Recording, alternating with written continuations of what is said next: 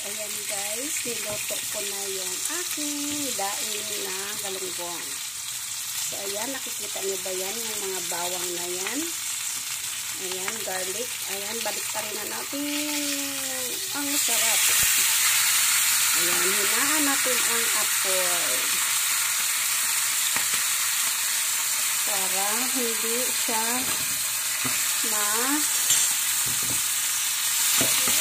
So ayan. Hinaan pa natin ang apoy. So ayan guys, mabango yan, masarap. Ayan yung bawang niya lumalabas. Ayan. So ayan po ang aking ulam for today, lunch guys, kasi mag-isa lang po ako dito. At si Yeye, ang pagkain ni Yeye ay ito naman yung so diba? Yan yung kay Yeye. So ito naman yung akin.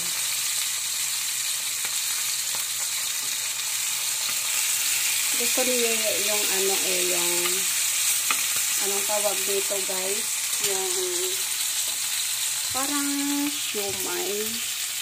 Ay, siomay ba yan? Ayan. Ayan lang po ang ulam niya. Meron na ako nilagay dito. Baka hindi niya maubos. Kaya 3 lang muna ang kanya. Pag kulang, ayun, meron pa. So, mahina kasi siya kumain, guys. Kaya, thanks for watching. Ayan. Ayan na ang aking daing na galunggong.